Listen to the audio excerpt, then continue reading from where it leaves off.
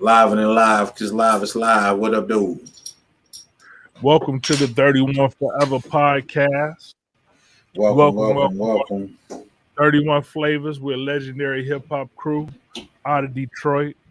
Why is it legendary? Because it's like 150 or so Detroiters who would take over the hip hop shop, St. Andrews, Hart Plaza, Cyphers and shit throughout the years, growing up and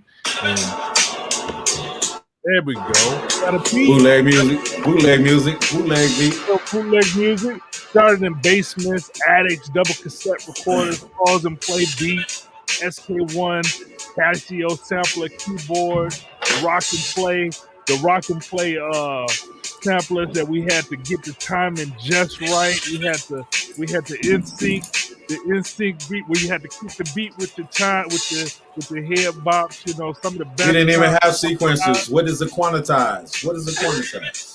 I don't. We was like this, the swing.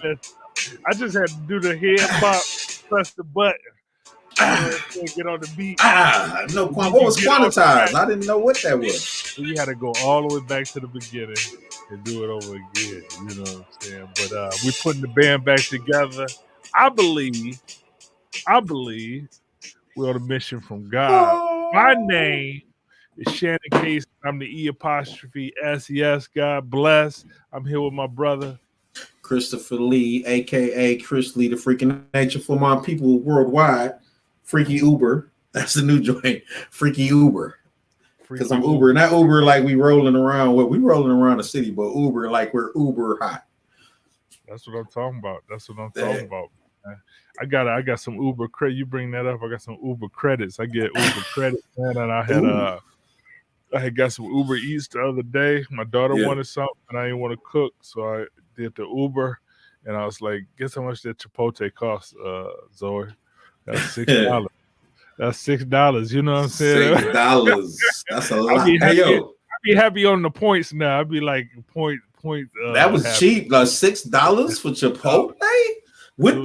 It was 28 or 26, and I got $20 off. So I was trying to. We supposed to do a health episode that's coming up. Anybody want to tap in? We got some people in mind.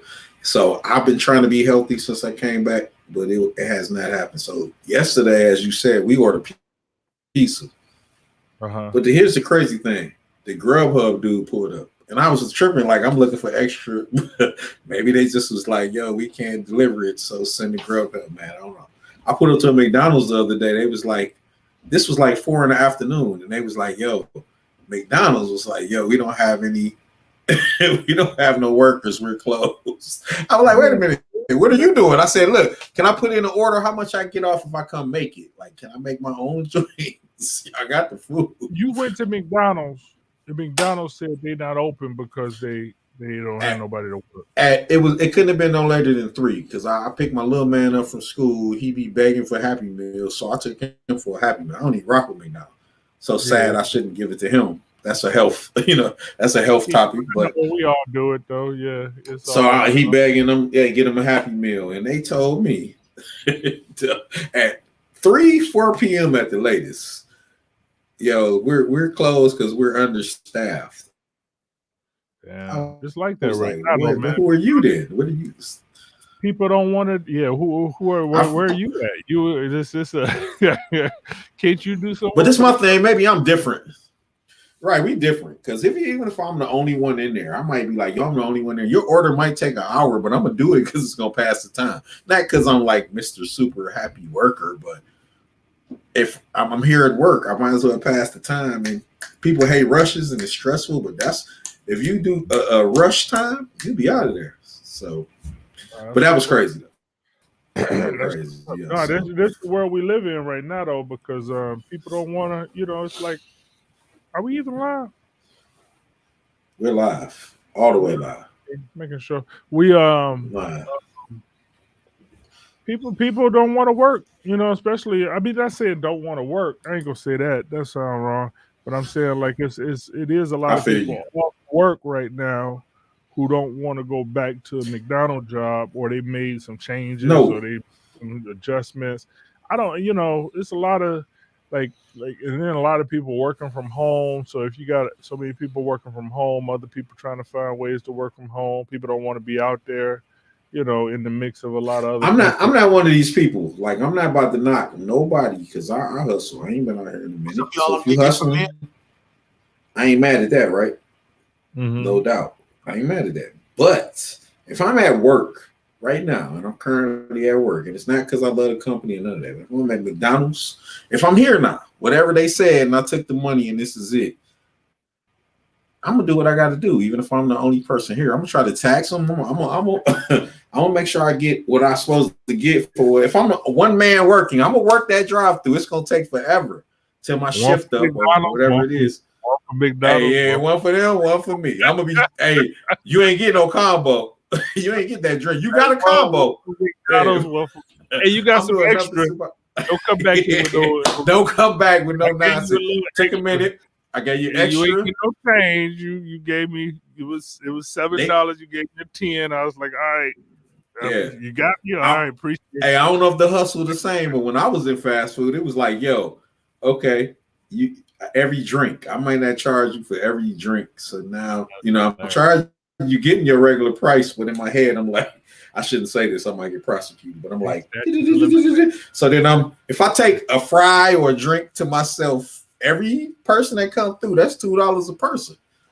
Here go to Hip Hop Finance. Man, it's so long ago, man. That's people. We all had our things back. I mean, that was it was unethical and it was wrong, but at the same time, we was broke. We was getting paid $5. Yeah, bro. If I can get an extra $2, every $2 I'm getting an hour.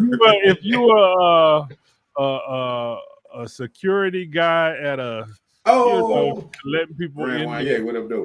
Parking lot, you hitting them up for a little bit. If they take a cab, I'm gonna make sure your car gonna be all right. Or even like I had homies who used to do, and I know this is the grimy bottom of, but they used to do the where they park people's cars. Let's go valet. We got a Lee Sparks valet song. Check that out real soon. But the valet, you ain't free from the cars though. But they was stealing from the cars though, because if you a valet in the right place, they was getting joints, they was getting chains, they was getting dollars. And it was funny because they said multiple people would come through and leave. Sometimes they would leave money. Like people are weird. And some people might try to prosecute you, like, oh, he took it, but I'm just telling you, because I've always been, I think we've forever been the drivers, the getaway, whatever. So for the right price, I might go pick him up. I know what you're saying. I'm big on like if it's the company, but not the individual, not just the individual. No, but what about, like I say, my man, they was working at what was Belial had like a little cotillion, or maybe it was the casino. They was working somewhere where it was people with money pulling up. I get you. So I know what you and sometimes it'd be different. And I felt he was ignorant. I'm like, you about to mess up your job, bro. But at the end of the day, they was coming home with this and this and that, and they wasn't tripping. Like, nah, I'm telling you that this is what they do. They left this money for us to get it. I was like, well, we was like that with Avis Rent-A-Car. I worked at Avis Rent-A-Car. You left something in that Avis Rent-A-Car, it might be, saying, oh, we never found, but I remember we saw Jimmy Walker at Avis Rent-A-Car. Wait a minute. Stop. That's a lie. Listen. He had one of the best. He was like, dynamite. No, and that's what it was. He hates saying dynamite, but he said on that commercial that he on right now. They got him to say dynamite, but he was at the Avis Rent-A-Car, and we was like comedians at the Avis Rent-A-Car, man. These dudes was like hilarious. All they did was crack jokes. So he was like, damn, man, that's Jimmy Walker. One of those dudes. He was like, man, that's JJ. And he was like, JJ. And Jimmy Walker was like ignoring the shit out of him, but he wasn't having it. We from Detroit, man. Fuck that. So you JJ. You know who you are? JJ, man, ignored them, went all the way to that little bus. He was like, fuck you, JJ. Why was at Avis, right? Juan, I hope you don't mind me for your business. Yeah. Huh? Juan was an Avis man for a hot minute, wasn't? Or am I tripping? No, Avis Rent-A-Car. Yeah, you were. I thought you were. I'm tripping, man. I was at a Ford dealership called Avis Ford. but I wasn't at the Avis rental. Oh, I got you. Yeah, I knew it was Avis, but that's crazy that it was. How does that work? Then he talked to their lawyers for whatever that is. But even E's, like you said, man, we've all had jobs that was like you said, similar to that. So, but yo, you talking about JJ? What up, though, Juan? You talked about JJ. We gotta talk about AJ. Oh yeah, we gotta talk about AJ, man. AJ Johnson. Peace. Ezel, rest in peace, rest in paradise. To AJ Johnson, 55, died. I heard I read some things, but who cares why? We lost a legend. You know what I mean? So, and I go back to, remember, he was House Party, follow the drip. I just watched House Party right before I heard that. And I was like, remember your boy, Robin Harris, AJ Johnson was the one with the Jerry curl. He was like, oh, look, you with all this curl, just follow the drip, follow the drip, follow the drip. Oh, that was. You don't remember that? Yeah, no. That was AJ Johnson. This dude right here, right? This dude right here. Yeah, that was him. But then, because I know you about to bring it up, but so we all know him as there you go, my neck, my back. Let's go. Yeah, don't flag us. Don't strike or whatever. You know what I'm saying? I did that once. Yeah, I got us flagged. That was my bad. But my neck, my back. You know, Kia even gave a shout out to him because her whole song, my neck, my back, my booty, and my crack, whatever she said, that was all. So that's from him? Okay. Remember Friday. So again, shout out to him, Ezel from Friday. If you didn't know, now you know. And on Friday, he was, I'm suing my neck, my back. I want 150,000. Remember, that was a classic line that she turned into right now. I settle out of court. He said, I settle out of court for whatever. Classic crackhead. You know, he was and then let's not forget about I settle out of court for whatever it was. But you know that I got the hookup, right? Yeah, I got the hookup. I mean, whether you loved it or not. Listen, I'm gonna be honest, man. I never watched I Got the Hookup. Not all the way through. Just like little scenes. Yeah. Never watched it all the way through. I don't know. I like them glasses, but, Juan. Oh, thanks, bro. Appreciate it. Yeah, you know I'm gonna be fly. Huh?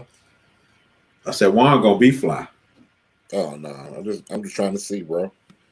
I feel that. I'm trying to see it out here. I feel that 1,000%. Me too, man. Me too. Listen, I didn't even know you could buy nice glasses until probably about 5 years ago. I used to wear just the wackest glasses ever. And then I was like, oh, I can buy nice glasses and look okay at my glasses. Hey, you know what? I don't mean it. People. I don't mean this as an insult, but that shows that you haven't had insurance. No disrespect. You know what I mean? Like, I remember way back in the day, we had insurance, and they was like, well, you can get these Gucci's. You can get these Gucci's for about $200 more. Really? Really? Whoa, they can pay the other $3. That's what it was. That's exactly no disrespect. I'm just saying. That's exactly what it was. You know what I'm saying? Living that artist life, I was like, man, I wear these $70 glasses. You was out there wearing Nauticas and like. I was like, watching this computer. I ain't wearing these motherfuckers out. You know what I'm saying? You know, right. I get no action with these on. Like, why do he got all? Yeah. Back in them days, I used to work at the factory. I would get like the goggles. I get the prescription goggles. So it's like, you know what I mean? But what would we say, AJ? And that's horrible. Oh, but you know what? So getting close to the topic, but not quite. Fuji's. Did y'all hear this one? And I can't wait. I hope this turns out right, but I wouldn't. It's like a Kanye concert. I ain't put my money on it. But the Fuji's about to reunite for the 25th anniversary of The Score. All of them, including Lauryn Hill. It's starting September the 22nd. Oh, yeah, okay. September the 22nd, a 12-city tour, an international tour with 12 cities. And Lauren's like she's tapped in, so I can only hope that you know, because I liked her feature on Nas. So I don't know about y'all, but I love Lauren. So to see her come back in any aspect and just be regular, I think. What's your thoughts on that, bro? On the Fuji's coming back? Yeah, I think that's dope, man. I think Fuji's is one of those one of those different flavors that we have, back in the day. That I think the game is missing, variety. We had a lot of different, things that we could listen to that kind of kept us, activated, if you will. You know what I mean?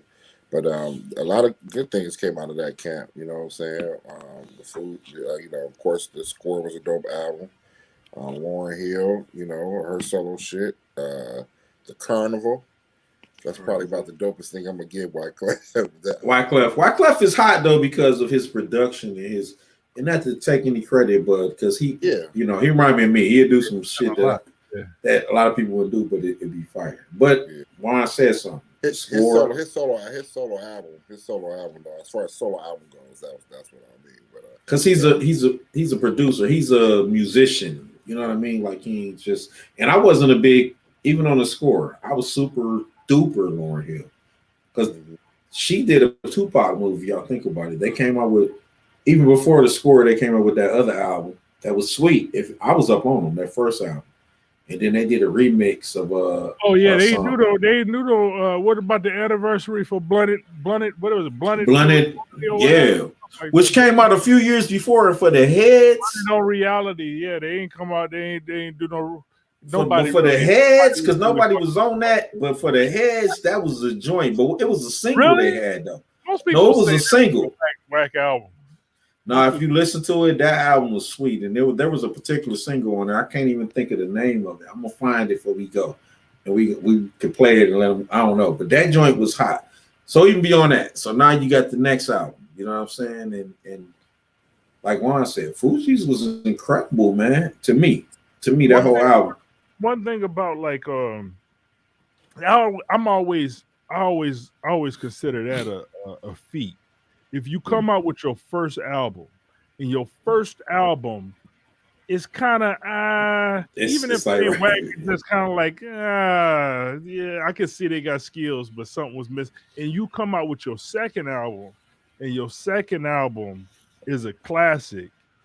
I always look at that because Mobb Deep did that in a sense, and then other people, yes. Even though I love Mobb Deep first album, I ain't even cut you up, but I got that in rotation. Even though it's raunchy, but hit it from the back, hit it from the back, hit it from the back. Can't sleep on that. Like that, shorty don't front. You better act like you with it, fronting like you never did it. Chick admit it. And then what was the other one? Oh, Peer Pressure. Yeah, but that was kind of whack though. I ain't gonna front. Yeah, that Peer Pressure. That whole album, man, was kind of like super young when that. But I don't know. Maybe I was young. I don't know. They were young. They were young. You nice. They were young boys. Randy. No, I'm a fan. I think people need to realize one thing. I'm a fan. I'm a fan to the point where you remember when fans used to be looked at negatively. I'm a real ass fan, but I'm an MC too, so I'm a fan that'll crush you. Like if you try to fan me, nigga, I will mash. I will smash any artist. I'm sorry, but anyway. So who else was? Yeah, but there was a lot of crews like that. You come out with one song or one album, and then they come, but then they get it right. They be like, "Fuck this!" Like even I'm watching this Wu-Tang series, whatever. You think about Raheem, I need to talk about the that genius. The genius. I love you, Raheem. I liked it. You know what I'm saying? What about Jizzle? Raheem, that shit was kind of the genius come do me. Like, girl, because the genius come do me. Like Big Daddy Kane and the shit. No, I'm sorry. To me, again, this is me. This is me. And no disrespect, and not everybody. I be seeing the talent in people because I love hip hop. Right? This is me. So just like when Jay-Z came out with now Hawaiian Sophie was dope, but when they came out with Originators, I was like, wow. But now let's talk about Wu-Tang. When the genius had Come Do Me, girl, come do me. Like when I said, come do me. And then the RZA had down. It was what was the RZA had the one with the girls? What was it called? I know it because I listened to it a lot. But the RZA had a song. It's in the TV show where it was very, even the way they did it. He had the top hat with the cane, and you could see the "Ooh, I love you, Raheem." You know what I'm saying? That to me, that was incredible. Like these are things that molded me as an MC. But for them to come back and recreate themselves as Wu-Tang, it shows you a lot, bro. It really opens up the game to how dope the RZA is and how the game is. You feel me? I don't want to, but you know what I'm saying? Like, how do you go from Come Do Me and I Love You, Raheem to the Wu-Tang, bro? And then how do you go from all that? And I'm gonna leave the floor, I'm gonna let y'all talk. From all that to your whole crew television show. Because imagine if 31, I'm putting this out here. Anybody, we ain't got but whoever peeping in. Imagine if our crew had from the death of Bad Vibes and Ren, who's Bug's brother, to Bugs. I hate to talk about negative stuff, to all the chapters we've been through. Imagine if you take the same pieces and put it. So again, self-promotion, like, comment, share, all that. But with the Wu, that was incredible to see all that, because it was like, wow, same crew, just different city. Yeah, I think Go ahead, Juan. I think with the Wu, you know what I'm saying, I mean, that was again at the very onset of the, quote unquote golden era of hip hop, talking about 92, 93. Yeah. And it was just that time, you know what I'm saying? The Wu's legacy, you know what I'm saying? Of course, we had, as far as crews, we had things that relate, different, we've always kind of looked at ourselves, I guess, in that form and fashion, because there was so many of us at one particular time. But, right. They had spawned music that was literally, you know what I'm saying, soundtracks to, you know what I'm saying, to our youth. To life. You know what I'm saying, for a lot of people all around the world. So that right there was what makes the TV show, you know what I'm saying, pivotal. I think there's a lot of hip hop rap crews that come out that, have been dope. You know what I'm saying? I think it's only a few that a TV show would really work for. Wu-Tang is one of those crews because of the impact they had all around the world. You know what I'm saying? And they had so many different branches, you know what I'm saying, that, end up breaking out from that, you know what I'm saying, from the Method Man to Ray and Shut, you know what I'm saying, Ray and Ghost to my man got in trouble for what's his name? Mickey Fax got in trouble for talking about Shaheem. Even the Shaheem. You can't even talk about Killer Army and all that. Yeah, Killer Army. And offsprings that came out of Wu-Tang. Yeah. So I want to say something though. I peeped, I didn't even catch y'all up, but I peeped how RZA did it. And even when he was talking about, well, we ain't gonna talk about it because it's spoiler alerts. I don't know who haven't seen season 2 or whatever. Watch season 1 and 2. I'm not, but my point is this though. My point is this. It's their history. My point is this though. My point is this. They put chess pieces together on the board that had the powers that they needed to create what they were trying to create. And RZA had a plan and it fell together perfectly. And that's all it is to it. Like, nobody was like, when you see the second season, if anybody hasn't, and I'm not spoiling anything, it's so powerful to show that even if it was beefs or anything, it's some real beefs if you've seen the first one. Within the crew. I ain't talking about beefs outside. Like, it's hard enough beefing with crews outside of our crew, or beefing for our respect, or beefing for, y'all know what it was. But this is inner crew, you know what I mean? Like, and it's so real that, bro, I take this man out. The thing I say about it, like that show is a good show, man. I'm enjoying it. I like lyricists and hip hop and shit, and you can see something out of Blunted on Reality and the first and whatever they called it, whatever hell it was called, something hell. You could see something out of that. Maybe pull up the single, man.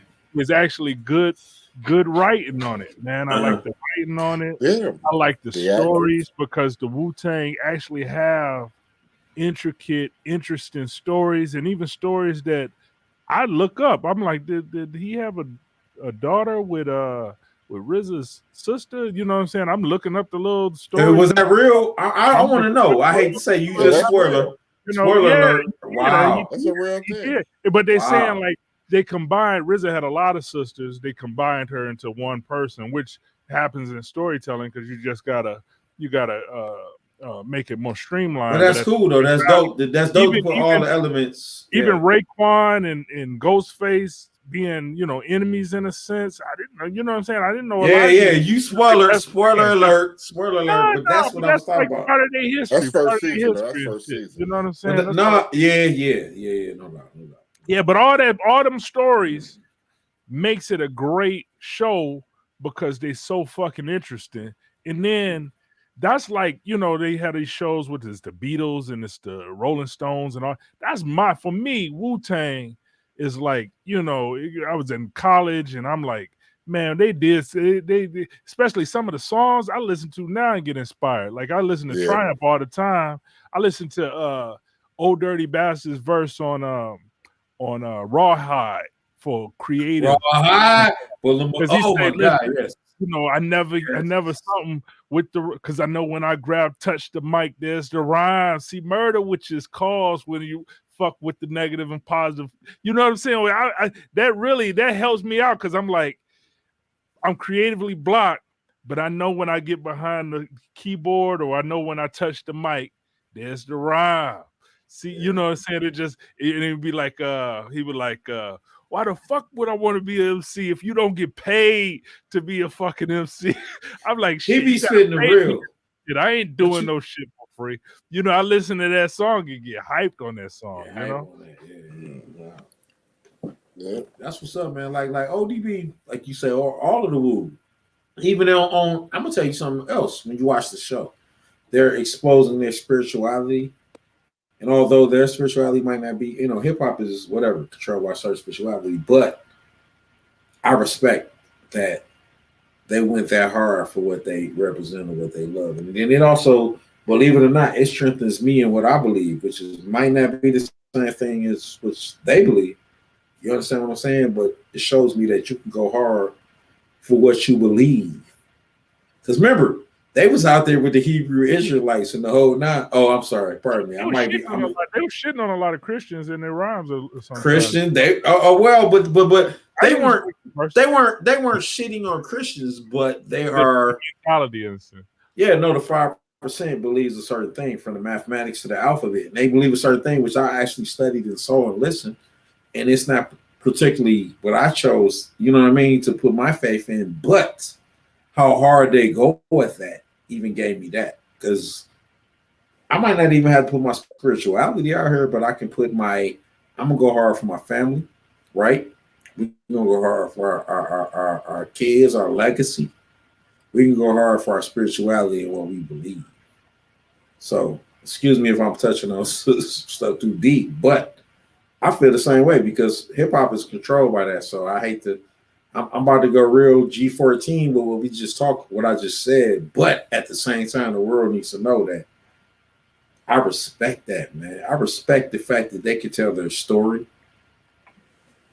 and everything that happened with their story. And we ain't even seen all the elements. What happened to people who got shot in the drive-by? What happened to y'all Wu-Tang, y'all going hard, but then a lot of people are still affected by y'all still living in the projects. So I respect their story because their story is such a black story. You know what I mean? But it's such a abstract black story. Like it ain't got to be just mafioso. They didn't go with that. It ain't got to be this. It ain't got to be that. They went with some They were so smart to go with an international, you know, what's the word I'm looking for, y'all? Not hustle, but an international. When you did Woo, that was your gimmick. I think maybe is the word. But it was so. It reached everybody. They went from the projects, from deeper than maybe what we even been through, but from the projects of New York. We've been in New York and we was in Manhattan, right, Juan? And even then, we felt, I ain't gonna say the pain. They said the Woo was and they was respected too. They said the Woo was, you know, and they was everywhere and they whoop ass too, they say, you know what I'm saying? So that was big time. Not only whoop ass, but when you get to the next season, and we're gonna go past this, but they had the respect in the streets too. So that was people respect. But yo, So what about the Fugees? Let me say something. Hold on. The Fugees, right? Who do you put them in the verses against? Okay, later for that. Fugees? The Fugees in the verses with Diggable Planets. They got to be against Diggable Planets. It got to be another group. Who else the Fugees in the that's a good one. No, that's a good one. That's a good one. Black Eyed Peas. But anyway, so I only said that to say I'm going into the next subject. What about this? Let me say this one. Karen Silver. Did y'all follow any of that shit or not? The Karen Silver situation. Hold on. Before we go there, let's because we get y'all don't know nothing about it. No disrespect, but let's go here for a hot second. It's a hot second. It's just for 2 seconds. Questlove said that the Roots have a versus that you would never think of. People put out their tribe and this and that. They said they got a very interesting. How did they put it? We need to go into it. You can look it up. He says that the Roots have a very obvious but interesting verses that could blow our minds. And I'm like, wow. They said it wasn't tribe. They said it wasn't De La or the Obviouses. I'm like, is it a rock band? Nah, the Roots. As much as I love Stetsasonics. No way, bro. Because they don't have no hits right now. They're not on Jimmy Fallon. Who is this ghost group that could mesh with the Roots, that maybe have a live band and maybe have the dopest MC out here? I don't know. I don't know who. I mean, for me, I say there you go. Questlove said there you go. Yeah. I'm just playing on Stetsasonic. Hit the X. Everybody go get Stetsasonic respect. You know, you get what I'm saying. I would like to see Stetsasonics against, like they can be against Houdini, even though my man, but they can't be against whole hip hop crew. But who I would say is I don't know. When I think of the Roots and people comparable to the Roots, coming up, the Roots did make a stand too. They made a place in my, because I remember listening to, actually we got the early copies of it. DJ Head had some of the early copies and he would be playing it. We was at Michigan State. And I was like, who the fuck is that? You get what I'm saying? And when I heard Black Thought was on a whole nother level. But who I would think about the Roots would be, I don't know, Farside maybe. Farside got, but they don't. That's dope. I don't know. Again, Questlove said it's obvious, but we never would have thought of it. What do you think? And then they put out there, they put Tribe, they put the obvious people. Tribe would be a good one because Tribe will hold their own with them. So who else though? I don't know. It might not be Tribe because Tribe got a lot. It would probably be if you say obvious and you think about that. Obvious, and he said mind blowing. Quest said it like, go ahead, my bad. You think about that time. You've been smoking. They were out. It's only one other obvious group that I can think of, and that is Outkast. Wow. Mind blowing that you said that, but that's it. I love you. Go ahead. Yeah, that's Outkast. I mean, yes. Yeah, think about like stage presence. And even though they're not known to have, the band and all that kind of stuff, it's not really too many crews that do. But I think that would be a dope ass. It's Atlanta too, so live band instruments. You keep in mind that Outkast was crazy, a hip hop group that came out of So you know what I mean. They ain't got nothing but a speaker box Love Below. You had 18. I mean, I can't think of any other group. That's it. Why you a genius, bro? I'm sorry. If you ain't you're a genius. If you're not talking about native tongues, anybody in native tongues, then it's gotta be Outkast. Wow. Yeah. I would like to go on his site and put that out there and see his I think he would be shook off that comment. Like, because it is obvious that Outkast brand new heavies. Brand new heavies would be dope, but what do they have beyond the one with Q-Tip? So I'd rather see it'd be the brand new heavies with Q-Tip, representing Tribe. But what else? Roby. What else? That's what I brand new heavies? With Q-Tip and Jerobi representing Tribe. So brand new heavies is the band. No. You get what I'm saying? Jerobi against the Root? No. I mean, I Jerome. don't think they're Ain't there, so he gonna doing fight work. manufacture. I don't think they're gonna manufacture a group. I think it's gonna have to be somebody who was out during the time. Either that, It's gonna be what Juan said. Outkast. Juan said it's so dope. Wu-Tang, have Wu done one? Wu would be dope. Roots ain't just rhymers. The Roots is the band, so it got to be a band too. You get what I'm saying? It got to be drummer against drummer. It got to be a guy with the guitar, whatever thing against guitar. You know what I'm saying? It got to be that too, because the Roots ain't just fucking Black Thought. There's no, you know what I'm saying? There's no other. So there we go. This is what I'm talking about right here. Questlove. Yeah, we see that, but I'm just saying, I'm saying it got to be a band. It can't be like just somebody just. I'm gonna be honest. Look, Like, here you go. Look at his saying? Twitter on the verses. My fault, I didn't mean to cut in, but look at this comment right here. He says, "We got a nice offer and a somewhat nice unexpected, not Captain Obvious matchup that even I didn't think about. So obvious. Time didn't allow, and I want this out." So they about to release an album, by the way. He want to drop the album first. So he said, "I want this album out." They smart. They smart. They know how to make money. Yeah. So you know, I'm gonna leave that at that. But I thought that was a dope, especially when you talking about hip hop. Who can go against the Roots? But Juan, Grand Wanye is a genius, bro. Outkast. Who else can it be? Dungeon Family, maybe. Outkast. They do not have no hits like Outkast. Can't be no, the Roots do have hits. They do kind of sort of some hits, but not like Outkast. Yeah, they don't have radio hits, like but no, it's not. They got hip hop hits that people in hip hop like, but they come out with some, you know. So he said Outkast. Where you at, Shannon? Who else is obvious like Outkast? Because that's an obvious. Tribe is obvious. And it has to be. I said who it is. It got to be a band. It got to be a band. So I'm gonna say Black Eyed Peas. No. Black Eyed Peas. I'm sorry, that's wrong.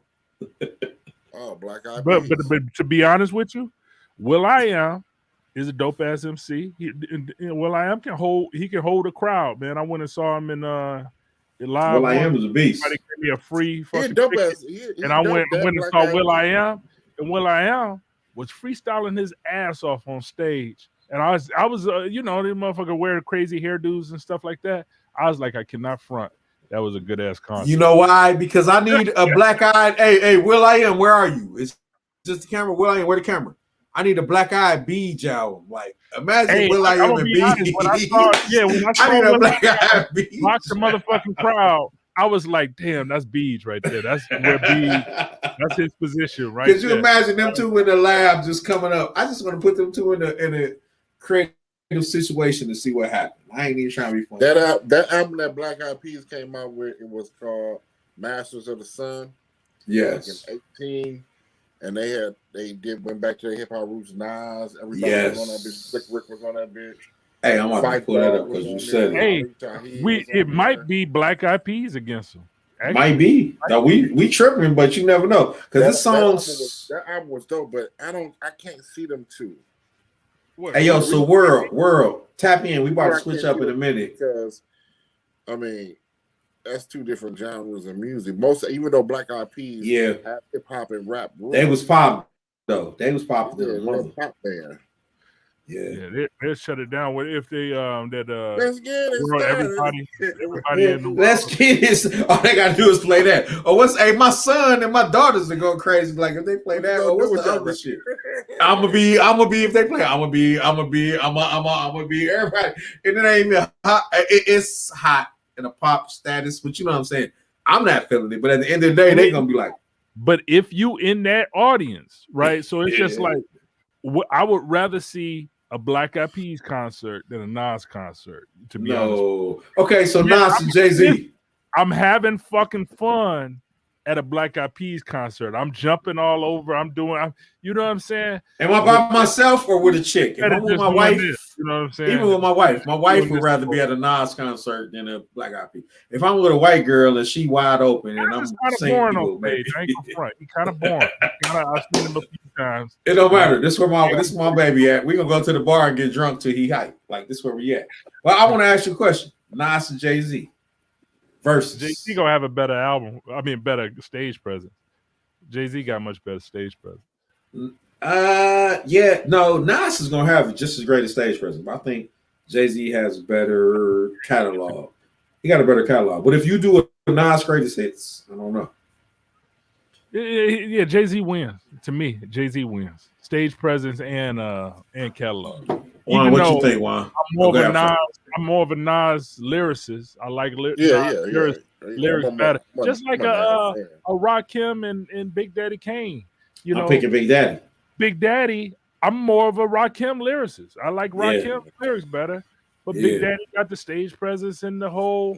He go do the dance. He go do that. Plus, Big Daddy is a lyricist. You would not put a lyricist against. You would not put the greatest lyricist in the game against another lyricist unless you knew. Not only is Big Daddy's lyrics just as great as Rakim or close to, but Big Daddy gonna give you a whole nother essence that Rakim ain't gonna give you. Am I right?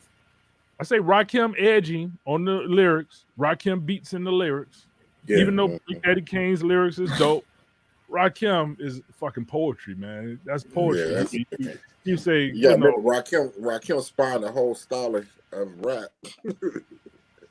Yes, that's New York. Yo, can I say something though? I didn't know this until, and here's where 31, man, we lost a legend. We lost our mans. I know there was some of us on the line. There was tension, but Bugs was the man. And Bugs was my best friend, and he told me some things that I just was oblivious because I'm just whoever I am. But so Bugs was like, "Yo, Brooklyn got a style, Queens got a style, this and I was like, man, shut up, you sound stupid. Jersey got. I was like, nah, you sound crazy. Then he broke it down. It's Brooklyn style is like, you know, Jay-Z and this and this and that. It's also numbers. It's also this and this and that. Queens style, or where's Kool G Rap from? Or yeah, that's Kool G Rap is Queens. Queensbridge. Nas rap like who their numbers, their patterns.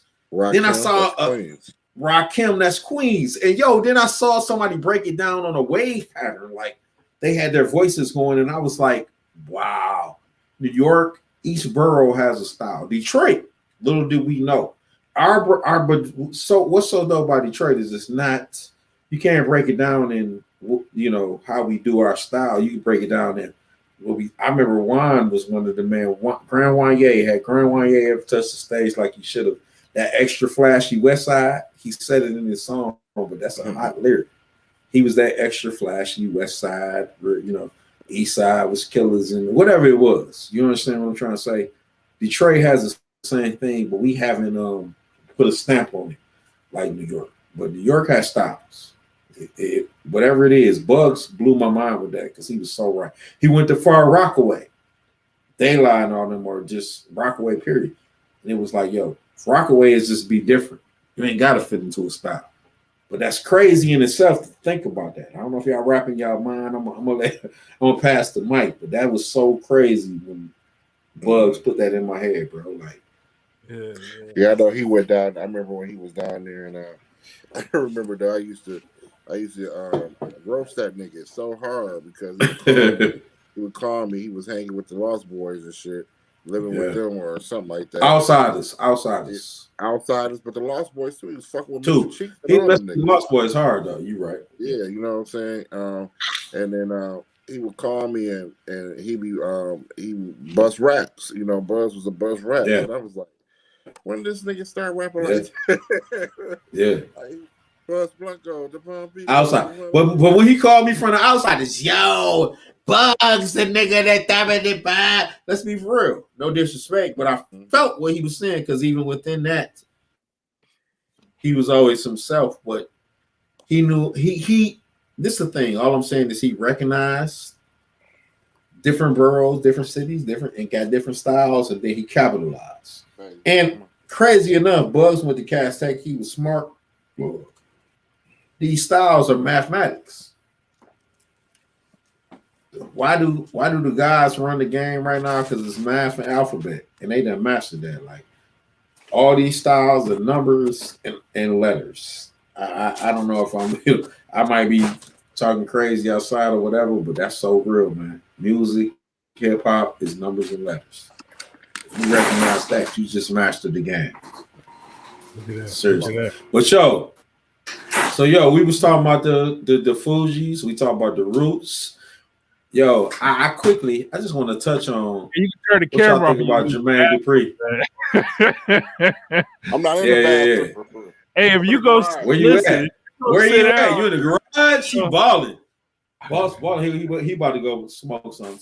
Like if we see you go sit down, I'm gonna be like, okay, man, cut the garage. Cut the camera. Nah. He's just out here trying to. Yeah. You know, Ease always has been. I had to give Ease the credit of being the jokester. The dirty garage. Ease is the Loki, and he said dirty. Look how clean it is. But Ease is the Loki of the crew. No, he got it. Look, he got a nice car covered in dust over there, man. Get that to. It don't matter. Get rid of it. Boy. Get that to a nephew. What is it? What is that? He got a nice little Jetta over there sitting. Oh, well, look here. We'll talk offline because my kids need a car so bad, man. I'm so tired of driving. You know how Juan is. Around. Juan be having shit, man, just all over the place. Juan is the. I'm like, hey, I like friends like that though, because I used to go over their house. I'd be like, hey man, you ain't even wearing these glasses no more. Especially if they wear the same size shoes as me. I'd be like, hey man, you don't even. Hey, what you doing with these? Hey, man, you don't wear these no more. Nah, man, them like 2 years old. Yeah. I take them. They new to me. They new to me. Hey yo, I never forget. I'm good for that kind of shit, man. Romulus Inkster, man. My homies, I ain't gonna say their names because they were so deep in the game, whatever. But he gave me a pen beeper, bro. And in Romulus Inkster, I was like, 9th grade, 8th grade, whatever, 1st grade on a pen beeper. Remember the joints you put in your pocket? Man, I thought I was that nigga. Like, oh, I gotta, what you doing? You about to write a rap? Nah, man, I'm texting my homie. So much love to. I'm gonna tell you something else. We need to do a hip hop finance episode, right? And much love to the dudes who's on the next level, but who showed you love and taught you, or who just even showed you a glimpse of what the next level was and taught you how to get to that next level. Here's a cheers. What's up with your topic, Shannon? What's up with your? Did I miss the topic about the? Should people be talking about stuff in their raps? So the social commentary. Oh yeah, let's go there. Let's talk about the topic. Let's talk about. Do you want to hear from rappers on serious, worldwide, international situations, or do you just want to? What would Ja Rule say? Do you want to shut up and rap? I thought whatchamacallit had the best fucking that had you crying laughing, man. When Dave Chappelle said that, he said, people be bringing celebrities into the mix and shit, and something happened big, and they were like, "Oh, we're going live to Ja Rule. Ja Rule, what do you say?" But is it okay? Nicki Minaj is in the news right now. She talking a lot about the shot or whatever. COVID balls. She talking about the COVID balls. Other people talking about different subjects. What do you feel on hip hop? Does hip hop shut the fuck up and rap, or speak your mind on topics on social commentary and political commentary? What's your thoughts on that one? Man, I was just watching. What was I just watching? It was DMC. I don't know what he filmed it for. I don't know how old it was. But he was sitting down. He was like sitting on the stage, and he was talking about, the responsibility you have when you have a platform of, the things that we put out here versus the things that, the things that we control by what we say. And he started off and he went kind of through the history real quick, like, disco happened and it was like all this party and all this flash and people from California, from Hollywood was coming down and they were glorifying, their lifestyle with the drugs and all that kind of stuff. And he was like, and then meanwhile in the inner cities, that those same drugs, were destroying our communities. They were destroying a whole lot of things. And that spawned the message. And the message was, pretty much, the voice of what was going on in our, from our perspective, from our standpoint. And so when you think about it from that perspective, hip hop was always about talking about what was going on in our world. and how it affected us and how it impacted us. That's not only just social commentary. That's also, our joys and successes, and as hip hop grew, we began to get money, and we began to see more images of people that look like us on television and wealth, and not just in that, but in saying professional careers, doctors, lawyers, uh, political politicians. We started seeing ourselves in a lot more. So there was a lot more. We started to see the world. The internet came. It opened up, gave us more glimpses of the world. But I think it's accurate. I think it's I think our music should always reflect a myriad of different things, just like it is in life. It's fucked up in the hoods, But people don't even really talk about how fucked up it is in the hoods anymore. More so, glorifying the hood. We got 1,000 shooters. We do this. We trapping. We got the, So now it ain't like the message, I gotta do this so I can feed my family. I gotta do this and to do that. It's like, yeah, nigga, we out here, banging on blocks, I got the blicky with me, I got, that's what it's, that's what it's about. And while that might be an expression of something that we see, it's not the only thing, but I do think that we have a responsibility. Freak was talking about the Wu-Tang saga and how the bravery it is to talk about, if anybody was a Wu-Tang fan, they know their spiritual, viewpoint, their connection to Islam, their connection to the 5% is just as prevalent as their kung fu chops and samples. You know what I'm saying? It's a part of what made them that. Part of what made them. I mean? That was all. You couldn't listen to any of them. You know what I'm saying? Without hearing, mathematics. 5% of knowledge. That, no doubt, mathematics or the alphabetics or all that, right?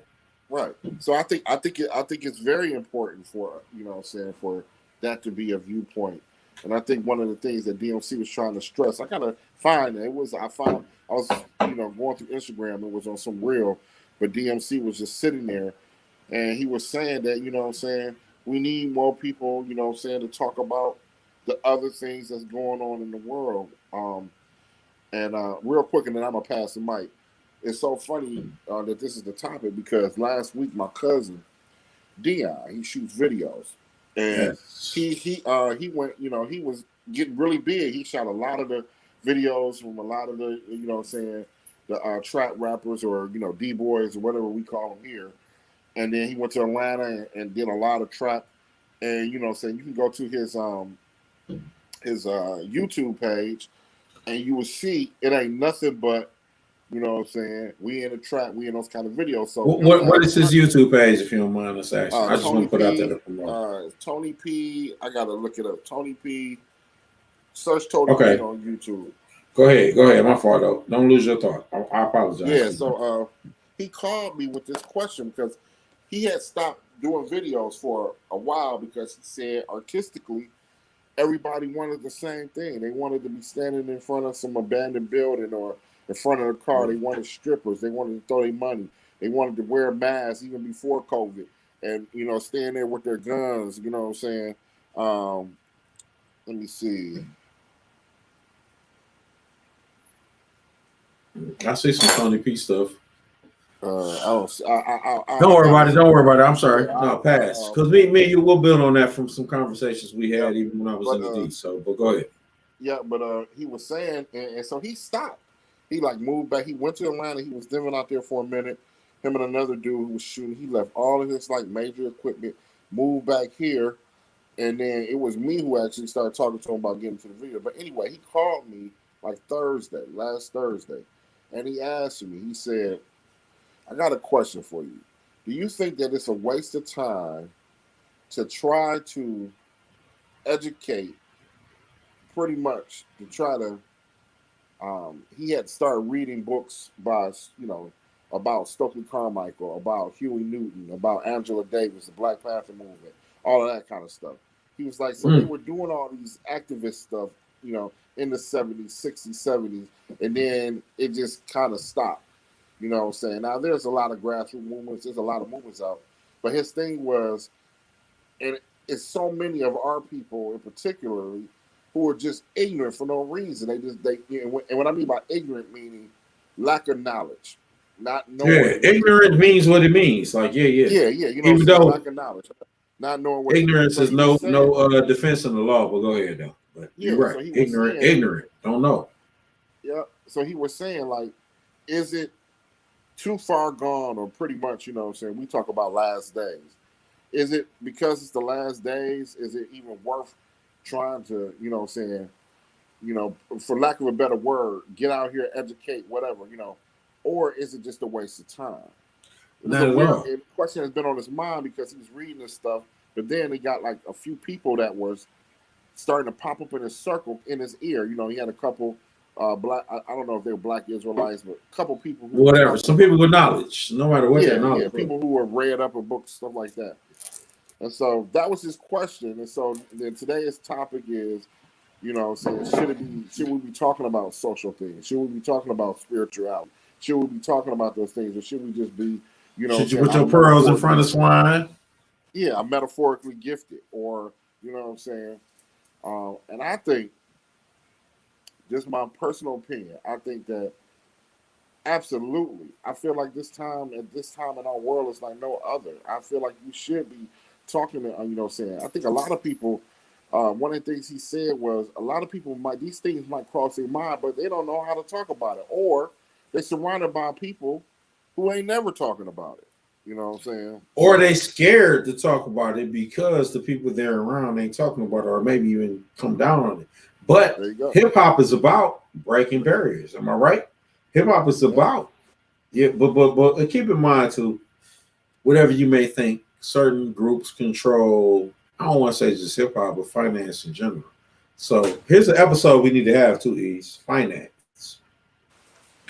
finance, because money controls it all. And if I'm being honest, and if you got the money to, even what you just talked about, that was so deep and dope. But if your cousin or us or we don't have the money or the platform, then you're forced to. I don't even care if we talk about music. You can talk about working at a job. You're forced to deal with thought processes that are contrary to yours because this is how you get your money, right? You feel me? Or this is how. Putting all them tropes in his fucking videos that he sees. He see it clearly because he obviously got some knowledge. And but he don't want no parts of it. Go in front of this abandoned building. We got to go in a shitty kitchen and put some fake, you know. That's where I've been having problems. That's where we've been having problems because I would settle for that. I'd be like, yo, that's hot. That's my first thought. Let's go in front of the woods a minute. But then I have partners and people in this music game who like, nah. Let's go higher than that. Let's vibrate a little higher than that so that they won't think that that's all we can do is rap in front of them. And yo, y'all know this thing is deep, right? Y'all know this, right? Because I looked at an article recently, and I'm a conspiracy theory, and so these are not facts, but where major label people who own stuff gave their sons independent labels. They saw what, I ain't gonna say they saw what rappers were doing.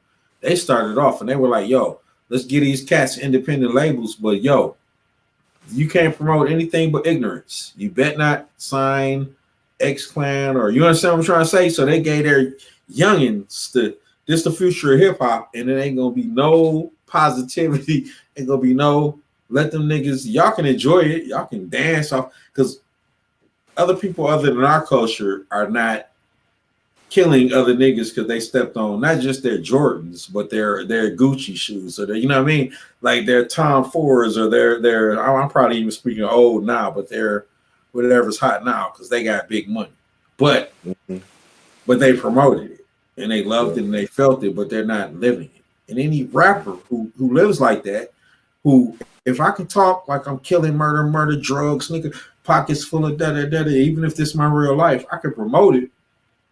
But I can't live like that, because if I live like that, I can do that too, but I'm going to jail, I'm going to be dead, and they're going to profit off of that. So they don't care. You know, understand what I'm saying? So hip-hop has really been molded to be some other stuff. So thanks to this, the internet and what we got now, we can change hip-hop, man. We can. We can change the narrative, because the narrative is on some bullshit. Let's be honest.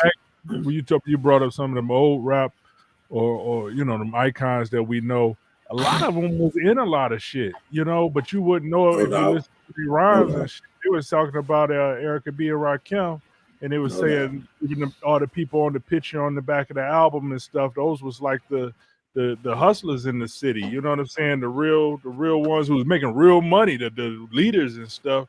But Rakim ain't rap about no shit, talking about no, nothing.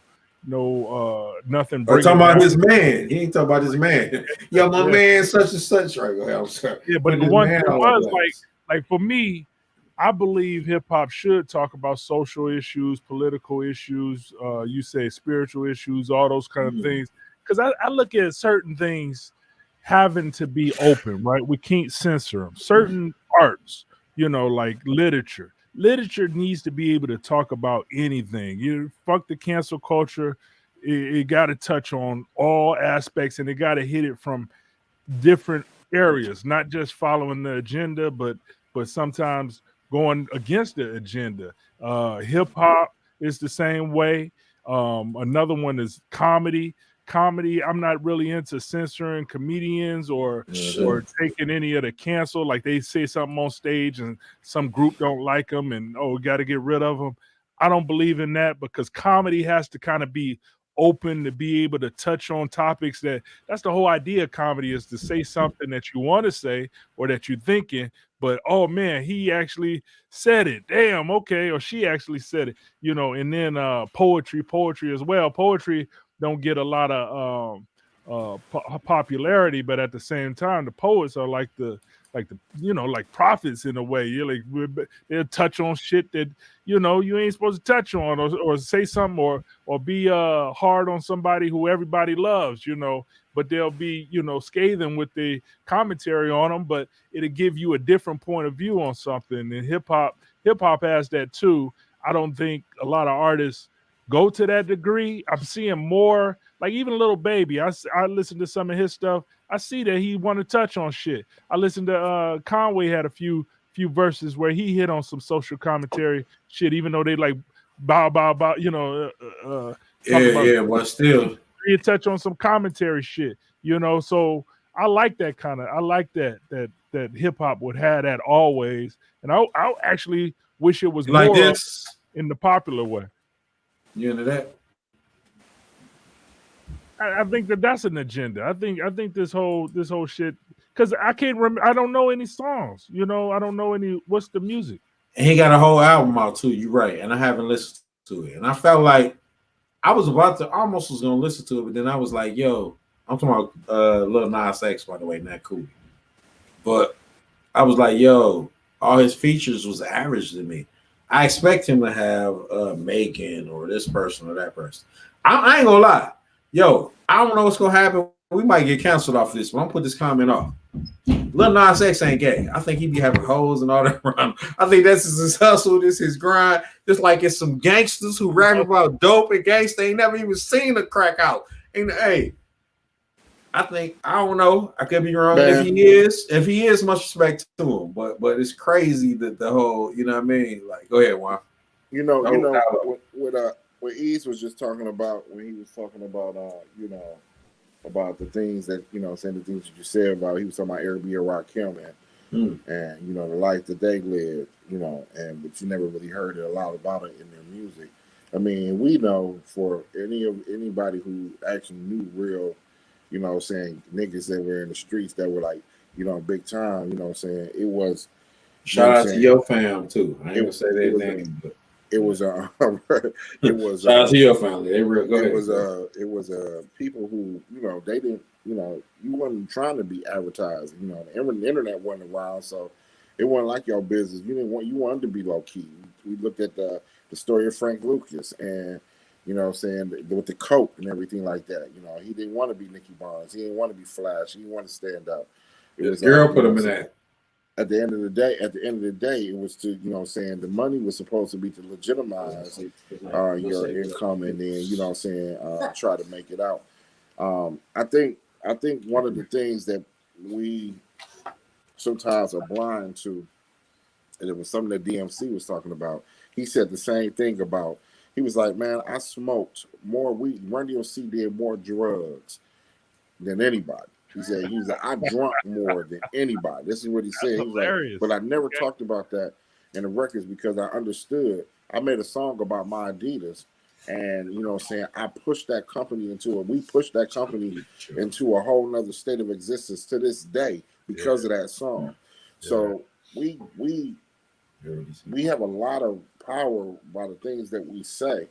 You know, the words, the things that we glorify. Now the problem to Freak's point is that the system will tell you this is what, you know what I'm saying, selling the records for the people who sit back, who don't live in the neighborhoods, like the people who do live in the neighborhoods.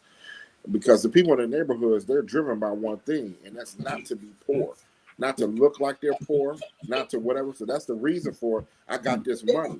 I got this money. That's also the reason why people in the black community, like to Freak's point, you know what I'm saying, get their shoes taken from them, or get their glasses taken from them, because I need to be what the world is pushing that I need, you know, that which looks like success. I need to be that so bad. I can't do it on my own. I come from a impoverished thing that then I'm gonna take and kill.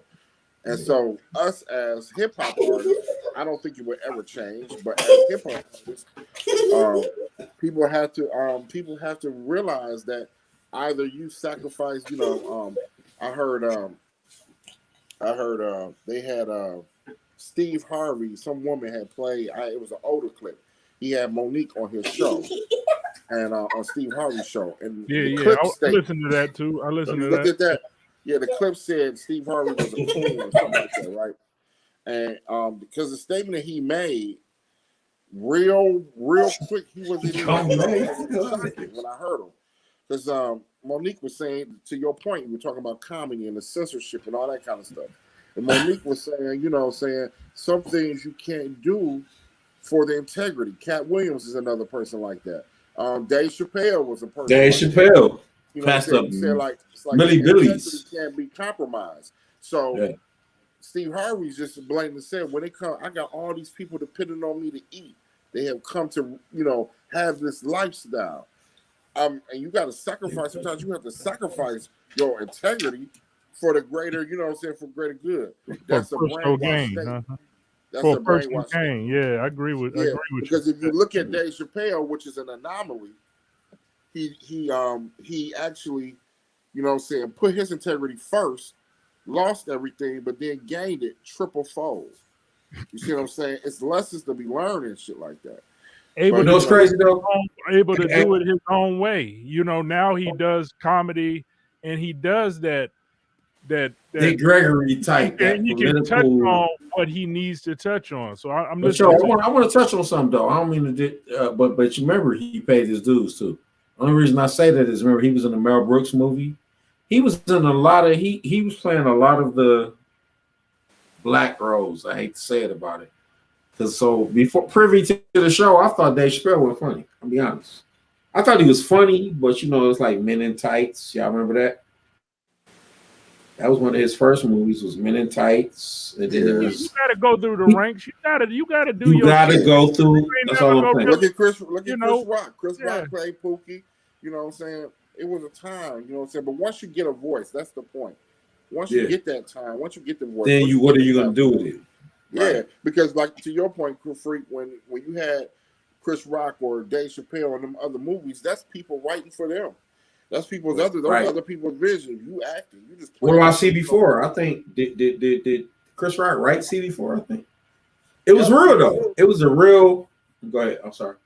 So, no, you're right. Chris Rock did write CB4, but I think a lot of people missed the message of that movie. It was a parody. It was the gangster, the fake. It was right. It wasn't a bad movie. Satire about that shit, you know. Yeah, but it was a great satire. Am I right, y'all? That was the first person to expose that a lot of these rappers who rap about what they rapping about are not really that. They might be rapping about what they seeing. He was the first one. Yeah, absolutely. Yeah, went to another level with it. Certain areas of that shit, man, you got to be able to touch on it, and then you got to be able to take the bumps and bruises. And I think that's where that like Dave Chappelle is seeing where he was going, and he like, I don't really want to go that route. And then Steve Harvey, you know, in a sense, just saying, you know, kind of went that route. Gain, and I want to, you know, and Steve Harvey is a. But he ain't sell out though. He ain't sell out. I don't know, but at the A same lot of time, people think he sold out. You know why I say he didn't sell out? Because okay, he got these shows that you may consider, but he never once fell back and was like, even when you look at the show, he's not politically, he's still an ignorant nigga from Texas. Let's be honest, or not ignorant, but you understand what I'm trying to say. When you look at the show, you still see, to my opinion, maybe I'm wrong, I don't know, but when I see it, I see the same Steve Harvey doing.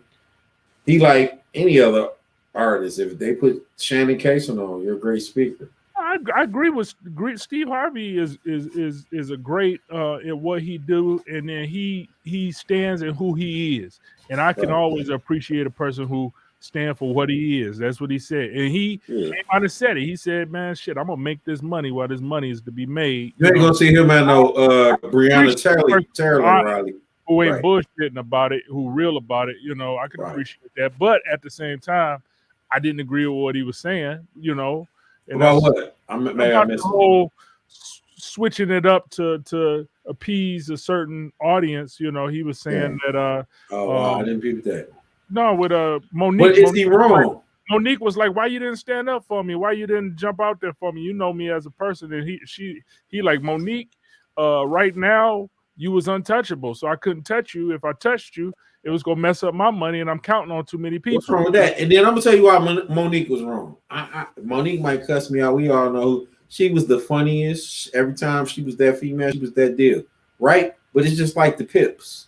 And why I say that is, y'all ain't Gladys Knight, but if I'm getting a check right now, y'all, we doing this for love, right? If I was getting a check, don't let me get outside of myself after this to say, nah, I'm getting a check. Oh no, I can't. And no disrespect to Monique, but it was funny because she was arguing about hundreds of thousands, and maybe I'm just gonna throw that at me that I would take it. But yes, my bad, for hundreds of thousands. Y'all hear that? I would take it. I don't care if somebody else is making millions. If you're gonna offer me, if you're gonna offer me a certain amount, I'm gonna take it. Period. Go ahead. I didn't mean to cut you off, but I think with Monique was just like anybody else was. I think she was talking about what her worth was. So you got to remember, Steve Harvey is in a position that a lot of he's an anomaly. He's the face of network television. I mean, he's the face of Family Feud. That's a network television show. Right. He's the face of several network television shows. Several networks. Radio, network, that's all. Radio, yeah. No, that's the white people, right? Yeah. Write the checks. So Monique was like, I was UPN, that's whatever UPN was. That was all these different things, and she put it down for a long time. But I think when it came down to it, she did the same thing that Dave Chappelle did, but she did it in a different way. Dave Chappelle quietly said, "Fuck y'all," and walked away. Monique went on the tangent, and what Steve Harvey was trying to say was, okay, I understand your grievance. Your grievance was legitimate, but the way you went about it was, wrong. Only wrong for your pockets. His point of why it was wrong to me was wrong for him to say that. I think the reason why it was wrong for her was that you just have to be smarter. You can still, like, for instance, Dave Chappelle, he walked away. He ain't getting no interviews for a long time. He ain't giving no whatever case it be. He kept it intact, and he let you think whatever you wanted to fucking think about it. But if you're on TV and you start looking like the crazy person, because you like, fuck you, Oprah, fuck you, Lee Daniels. That's where she messed up. She messed up. Low key, I feel her. Go ahead. I'm sorry. Let me finish. So here's the thing, though. But think about it. Think about it like this. These motherfuckers are trying to eat just like you. So, and it's motherfuckers behind them. Lee Daniels ain't you know what I'm saying? Lee Daniels ain't the one who at the end of the day, he ain't printing the checks at the end of the day.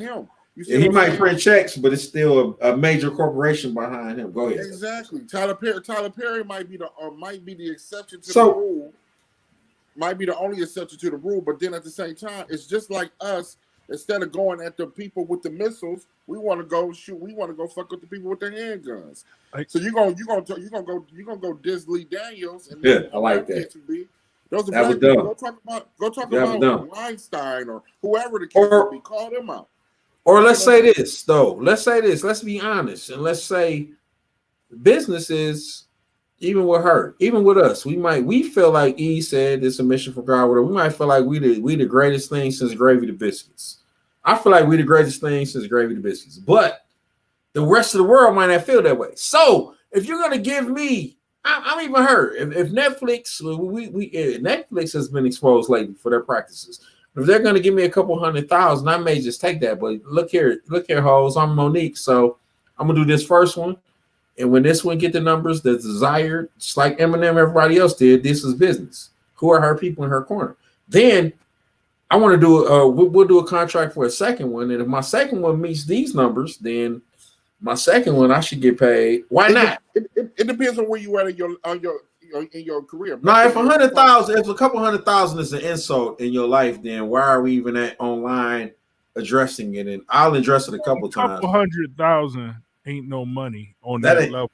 That's kind of like on your level. That's kind of some shit do be smacks in the face to you. And if like even me, I work in certain shit, right? Yeah. And they'll have meetings, and I'm not probably the bold, outspoken one, right? So I'm not like I ain't doing that shit. I'm doing this shit, and so I'll be in these meetings, and there's a bunch of white folks who got some ideas on some shit, and I'm like, I'm not doing that. You know what I'm saying? And I don't necessarily be going into. You say that though, or do you just say I won't do it? I won't do it. Like there's like they can say what they say. I'm not gonna do it. I work just for like certain work. radio stations and shit, and they try to put me in the black trope shit. You know, I got to talk about police brutality, or I got to talk about certain shit.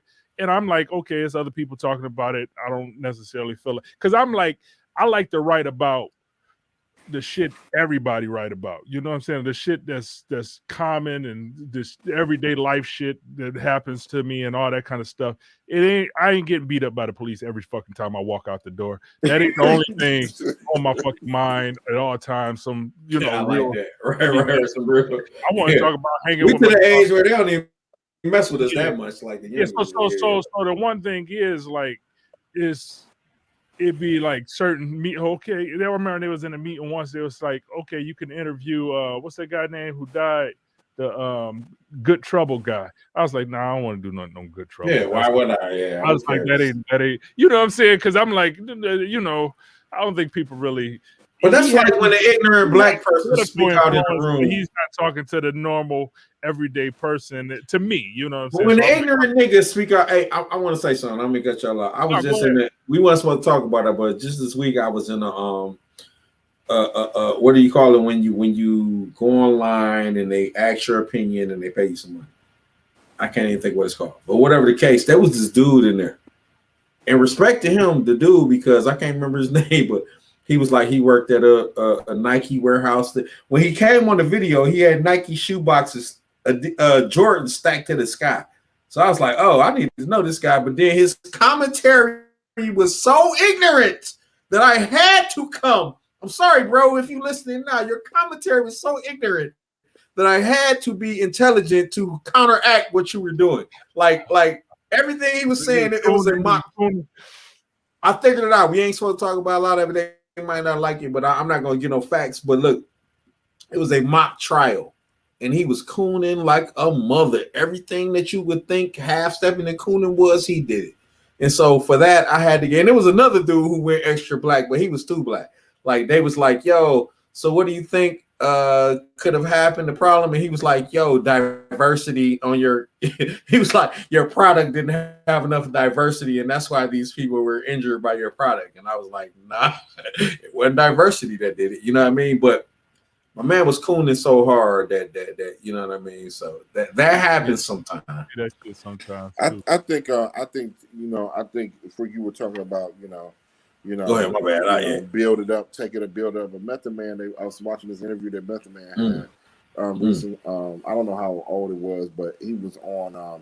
I think he was on one of the breakfast shows or something like that, and he was talking about in the beginning about how when he first.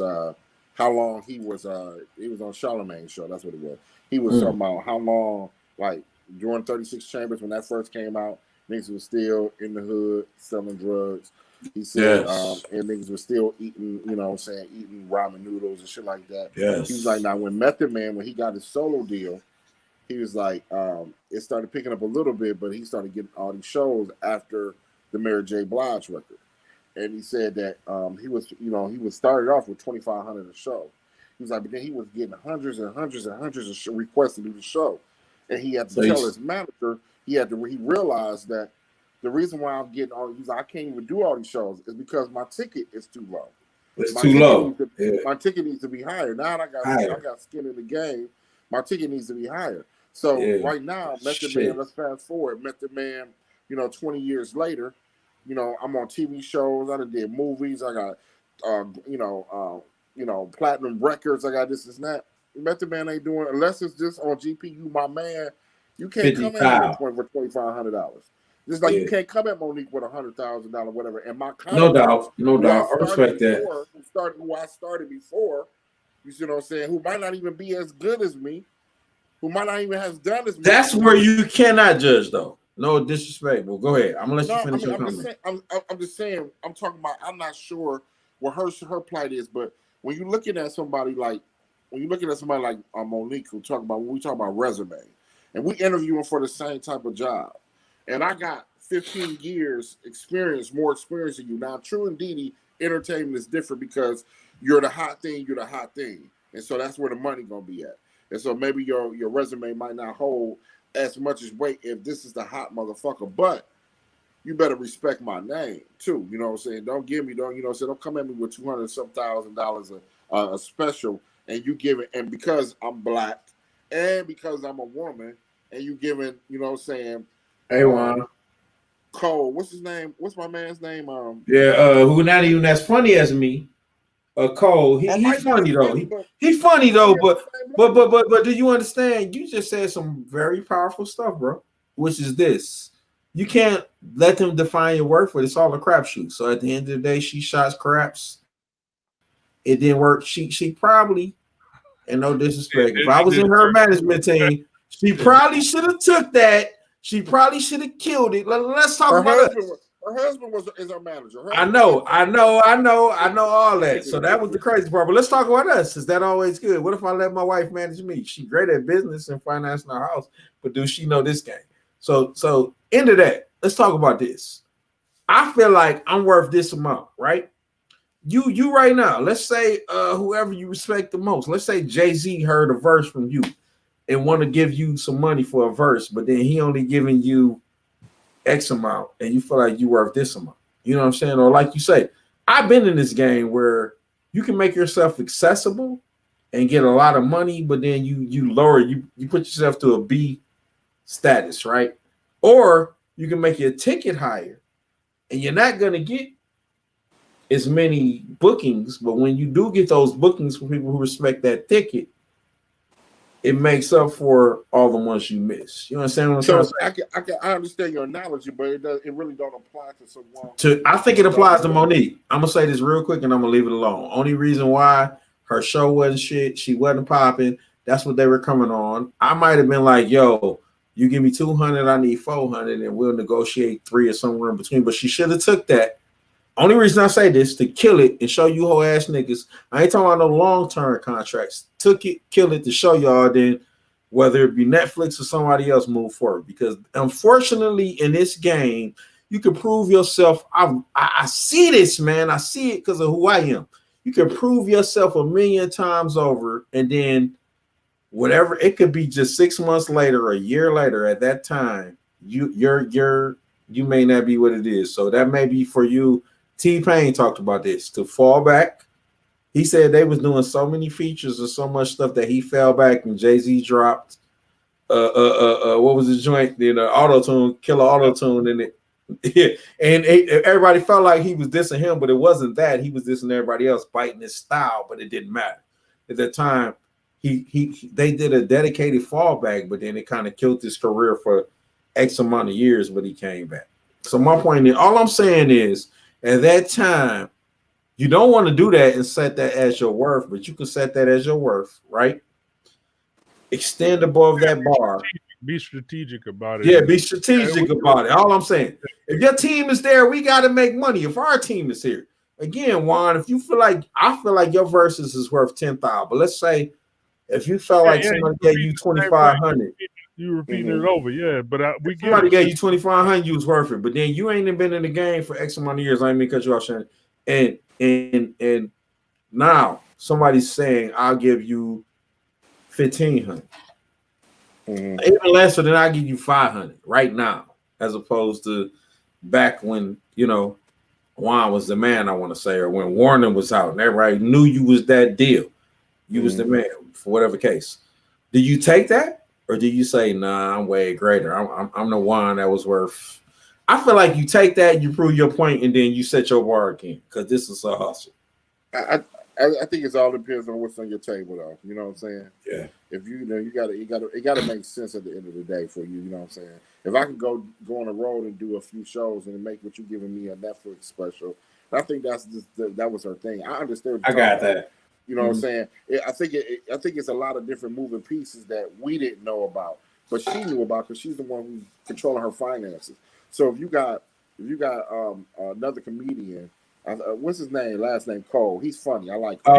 Yeah, Cole. Deion Cole. Deion Cole is funny as shit. So you got Deion Cole, he get a Netflix special and you give him X amount of dollars. They all cool, they all talk. And then you come at me and I know my resume is greater than Deion Cole. But even if not, I'm at least what Deion Cole is. But you try to short me because I'm a woman or whatever she felt was the reason. I feel like she had, reason to say, no, I'm straight on that. But again, the way she handled it, I think it was, that was, she did it her way. She did it the way she wanted to do it. That's her way. Because I can see both sides. You could be strategic, right? And you could say, I'm going to do it because that's how I make my money. That's how I make my living, So it's just like I can be strategic. Say some big podcast or whatever wants to have me do something, and it's $500, and my fee is $5,000.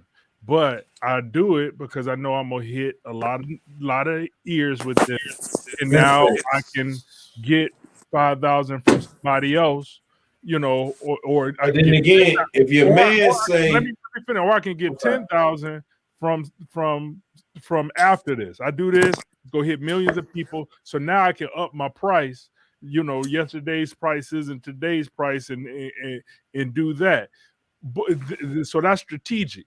But then it's also like if you in the business, like I agree with what you were saying about Method. Right, Method was doing 2,500 and he never changed the price, but they just getting Method, and he much bigger started in 2,500, but they just getting it. So in my mind, what I do now is my price, I set it higher, on my level, whatever, I'll set it higher because I know, okay, I can do a bunch of jobs for 500, or I can do one job for 5,000. And that'll make up for a bunch of those $500 jobs. So I always say to myself, like, okay, I be pushing myself. I remember one time I wrote a bigger number than I ever wrote on something just to see what they say, see if they take it. If they take it, I'm happy. You know what I'm saying?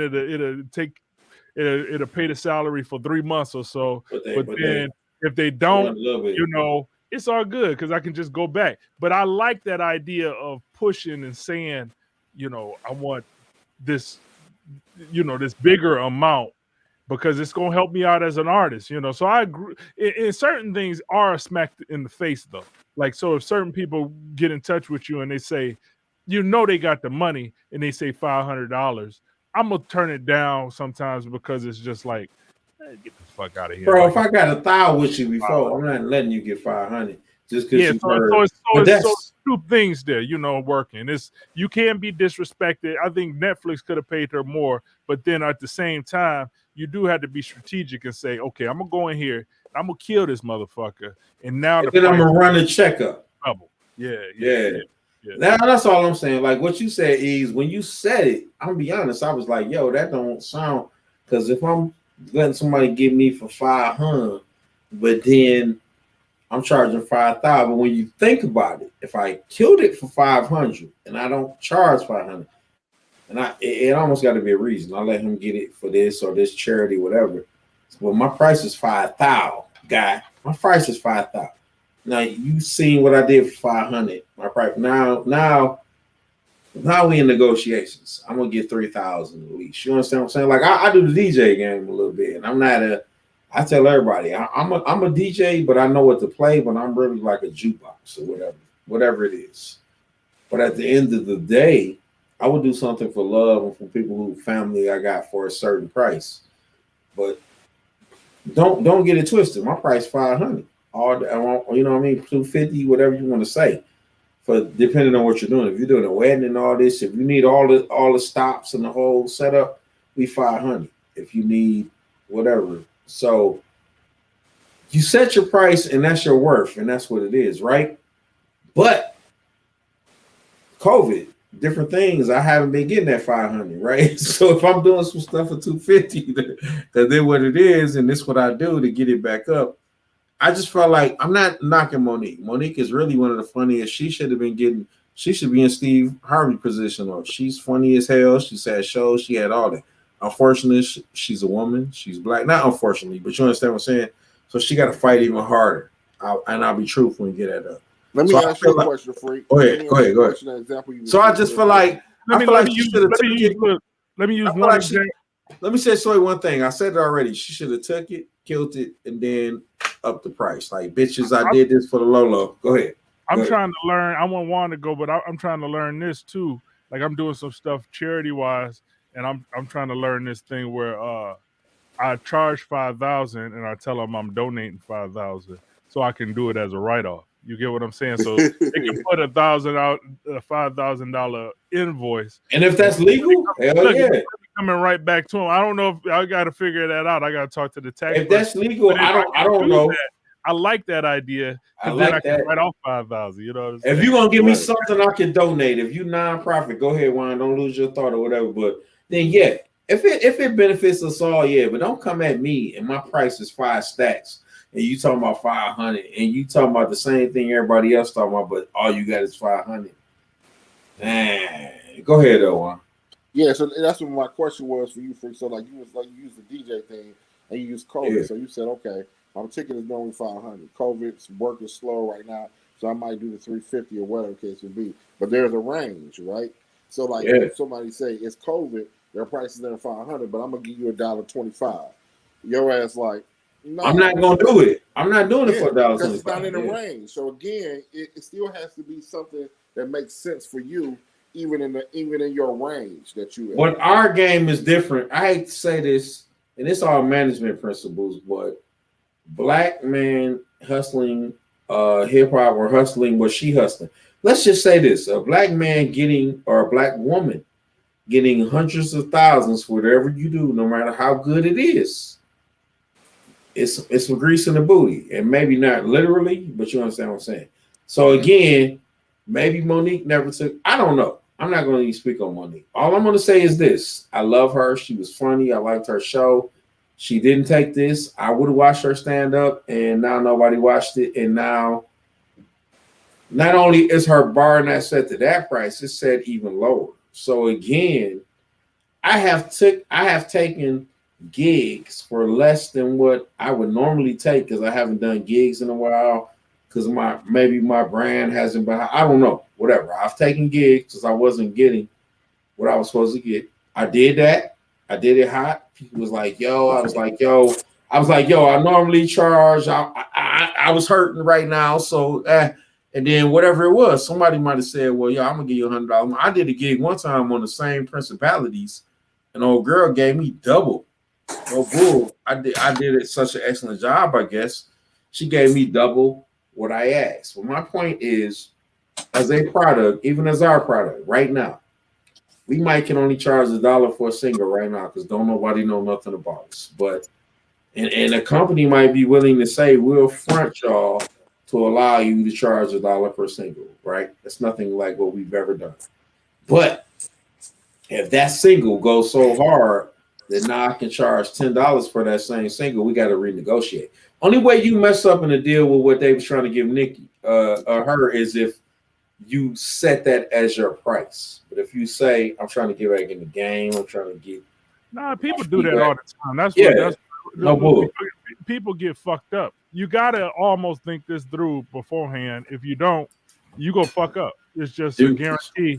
Because you go sign something that's got you on a 10-year deal, or at that same price. I'm not talking about Monique. I'm just saying in general. Not her, but in you have general. to kind of think from the standpoint of you might look at yourself as a dude in a closet doing podcasts or doing whatever, but you got to see what your vision is and where you're going.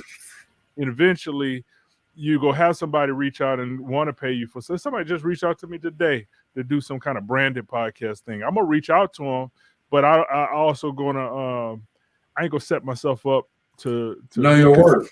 Because the thing is, most times you do this because you go through it previously, right? So, like I had distributed my podcast through a station once, and they paid me $0.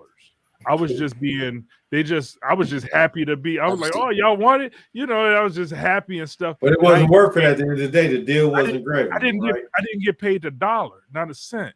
And then they had me come out for like an event to speak at an event. And I know they wanted me to speak at an event to be the black voice in the room, right? I know that's what the whole fucking reason. And they said they didn't even have money for me to get out there. You get what I'm saying? I was like, okay, well, I had to come out there. So they had to go into petty cash to get the shit. And then we went out there and did it. And I've done stuff where I've traveled to New York to do shit, and I didn't even have a fucking room. You get what I'm saying? And I remember once Cindy came with me, and it was just some real low level type shit. And I had to look at myself and I say, what the fuck am I doing, man? I'm out here doing this shit for the love of it, and fuck that. But you go through these lessons, and hopefully, because we know even we talk about Dilla all the time. He used to talk about stuff where he might have signed himself into something too long, and a lot of after that he was like, yeah. But at the same he was time, like, read between the lines. I try to not, especially sign myself into something long, but also at this point, it's like it's that strategicness of it. Okay, I will do something for a lower price or even for free, but I'm not going to set myself at that price. And then I got to be able to look at a benefit of it. I even instruct others on that. I'm like, okay, you go do this big show, and they're not going to pay you a dime, like TED Talks, TEDx. They don't pay you anything. They pay you $0. So you practicing for a month, you doing all this shit. You don't get $0. Big too. You get no money. You know what I'm saying? Wow. But your whole strategy with that is for it to get as many views as possible, because you can launch a career off of it. You can launch career off of certain shit that is free, but you kind of got to be strategic about it. But you got to look at that beforehand and say, I'm going to give my all to this, and I'm going to do it really well. And if I can make something from, but also, like, to tell people, like, say we do a big podcast, we go on as guests, and they ain't really doing nothing for us, but we got to mention 31 Forever podcast to blow our shit up. That's just a part of the. It's strategy. What it is. That's part of the benefit, right? Yeah. I'm sorry. Go ahead. So I'm always for strategy, but early on, when you in it, you can get caught up sometimes, and people. Thousands and thousands of people don't make any money. We listen to their songs on commercials, on TV, on all this shit, and they get a dime. Know how to monetize. And somebody else makes a lot of money on other people, Yeah. And that's ill, because it's like, for this show, y'all, like, share, comment. We not getting a dollar off of monetizing at the moment, but we do it because we love this hip hop, and we love y'all, and we love the comments in it. Right, yeah, brotherhood. But at the end of the day, the brotherhood, this is what we do. So, but it's funny because what y'all say, even Monique. When I talk about Monique, I only talk about her because, to me, if I wanted a show with Monique in it and she was the star or something, whatever, a million is in my head. I think a million always in my head first. But, you know what I mean? Like, the money that Netflix tried to offer her, and I see that the industry has become aware of Netflix nonsense, and now they're casting it out. But all I'm saying is, unfortunately, us as a people and us, we can be worth way more and have to take less and build off of that because that's what the game is. I hate to say it, hate to admit it. And she made a move that was MC Hammer. A lot of people made the same move and made quadruple what they, were offered. Real quick for you, what's your boy name? Master P. I was looking at a real quick story. Master P said that Universal offered him $1 million. He said C Murder was right there with him. Master P turned it down. He said, I'm about to go to lunch and think about it. They was like, well, look here. If you don't come back after this lunch, we'll ruin you. There's no way you'll make it ever. We'll crush you. And he was like, all right. He left. He said C Murder was in his ear so bad, like, we could do with $1 million in the projects. And he said he hit the streets. And I ain't saying everybody should do this, but he was the original dude. He did this, and that. So he took, in other words, they felt his worth was $1 million. He took that worth and brought it up to what is Master P worth today, or what was he worth when he did it? But it was a lot of work involved. Like, what I mean? He is smart as hustler. He knew himself too. He knew he probably couldn't be tied down to somebody telling him what to do and shit like that. So he was smart in that decision. Well, he said sometimes a lot of people will feel like, damn, I should have took that $1 million. There's probably a lot of stories of that too, but it's look at his brother. He probably should have took that $1 million. Knowing yourself as well. Like even going back to like personal shit, like I know I'm not good with just like somebody telling me what to do, and I gotta be so being independent. I might not make as much, but I got fucking peace of mind. You get what I'm saying? So it's just like certain shit like that too. And Master P actually made a lot of money from it, staying independent. Like I had this guy reach out to me. How about you? Like, okay, this is something. Hey Shannon, I came across your profile on LinkedIn and understand you're a podcast host focused on storytelling. We work with clients for branded podcasts. He wants you to do for him. And wanted to get some ideas on whether you'd be interested in hosting branded podcasts in the storytelling space. If you are interested, what kind of fees do you typically ask for? Now, on that kind of email, what would you do? I'm just curious from y'all standpoint. Well, you already said 5,000, so I'm gonna say 10. Oh, I'm sorry. I'm Monique. I'm gonna run the checkup. So you bitches ain't gonna get. If y'all offer me 2, I'm getting 7. Okay, so you would say 10. What would you say, Juan? What would you respond to that email? If it was what now? Somebody asking you what's your fee. They found you, they interested in your shit, and they ask you, oh, if you're interested, what like everything you did. What my fee is? Yeah, they're asking this question. Yeah, if you're interested in this, you know what I would say, Shannon, though, honestly, I would say, what is in your budget? What do you have? And then if it's higher than I thought, I would be like, yo, that's lower, but I'll take it. And if it's lower than I thought, I'd be like, get the fuck out of here. That's just me, though. Talking. Yeah. See, I go with what you said. Exactly.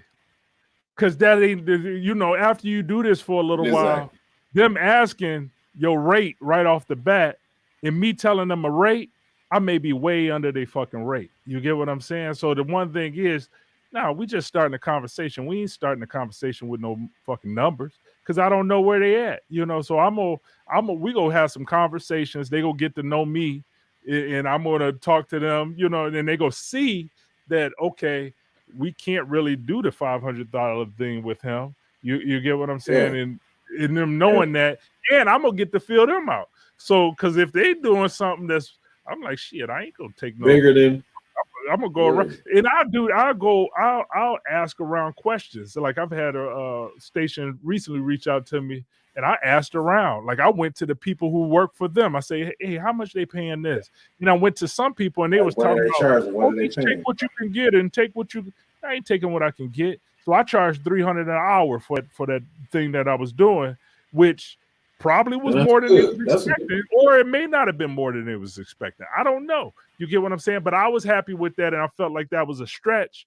But at the same time, because if I would have worked on the project, like if it was continuous, it would have been a whole nother salary to me, and I'd be able to do my other shit too. So it's just like I've been learning these things through the years, you know, of not And this is what you're not worth. initially just telling them $5,000, $500. Why take $5,000? But keep in mind, though, this is what you're worth. Ain't even a big deal to them. You know what I'm saying? Yeah. But also, like you say, this is what I'm worth. As you go, you know. This is what I'm worth. If I feel like I'm worth 5 stacks for everything I do, but if you can't meet that, that's fine. But here's what I'm worth, and put something on the table. A lot of times, even when I'm not even a premier, but when I do DJing or whatever, here's what I charge. Here's my fee. Here's what I charge for this many hours. But I will work with you, or whatever I say and then they might come back with well, I can't do that, but I can do this. Or why we can't hear you. You might be muted. No. He talking on the phone. He on the phone. Oh, so here's what I charge. You know what I mean? And that's it. And here's what I feel I'm worth. Maybe you don't, or maybe you feel I'm worth that, but you can't, you know, like right now. If I could get Rakim, we've been talking about a lot of cats, right? Rakim, whoever, to come on the show, whoever. Rakim said 500 episode, nigga, you in. Next Tuesday, you're in here. You know what I mean? Like, so I feel like you put out what you feel you're worth. You put out what you feel, and that's so real, and not everybody can pay that. What you worth might be too little, is what I'm saying. You know what I'm saying? I'm trying to I'm trying to kind of get so put out the top of what you're worth. Put out the top of what you're worth.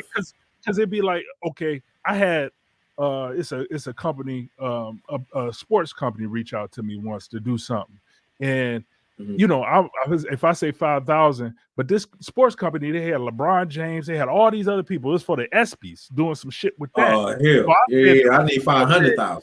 I put more than I had offered at that time. I had put 25 grand on it, right? So I said 25 grand for this short project, you know, but that ain't no money to them, right? I didn't end up doing it, but I felt so strong within myself of saying I asked for 25 grand for a short project, and it helped me. So then when I had another thing come up, and it was like they were asking, I was just asking around, you know, and I threw a number out there to them, and they accepted it, and then they had me do something else, and then that was my first. I asked for 100 grand for something, and they didn't bat an eye. You get what I'm saying? I'm like, damn, did I ask enough? So it's just like these things which you learn throughout. Well, how do you know? Because you don't know. You don't know. So you're going to have to like stretch. But I'm in the idea of always stretching. Like if you say 5,000, I'm going to ask for 7,500, and they may go for the 7,500. You know what I'm saying? So that's the mindset I'm talking about. Just like asking for more, but then learning through the process, not necessarily bringing up money right out the gate. Like in that, but that's where we get fucked up with, because they'll bring up money. Somebody, you desperate is the worst, man. Because I've signed over stories, like I'm in total desperation, and somebody say, "Hey, we want to option your story for a movie or something," and I'm like, I'm desperate. My family is fucked up. Everything is, and they like, we destitute. Yeah. They like, we give you $1,000. I'm like, I take it. You get what I'm saying? Which I learned from that. You know, I sold some shit for $1,000 once in perpetuity. They can have it forever, and I'm like, what the fuck, you know? But I could have waited and held my cards a little bit and probably got 10 to 20,000 from it. And at that time, 10 to 20 would have been like $1 million to me. You know what I'm saying? I'd have been the fucking man, you know, but I took the 1,000. So you just learn through these processes, but it's like you don't want to fuck yourself up and do them in perpetuity deals, those 10,000, because y'all do beats too. Like you do a beat, say you do a beat and you sell it for $100, but the beat blow up. You know, you got to have some backdoor in wording in that. So if it do blow up, you ain't just $100 in on this fucking million, and then you're done. Right. Right. You Your ideas are worth money. and they're not gonna come back to you and say, "Hey, man, we thank you for the beat, man. I want to give you $100,000 because that's what they ain't gonna do that." You know what I'm saying? So you Hell want to no, they're work gonna be like, no, your shit yeah. in a certain way. Don't mean you don't do the beat for 100, but you had the paperwork in a way where you can still make some money on it if the shit do blow. You know. Oh snap, yo.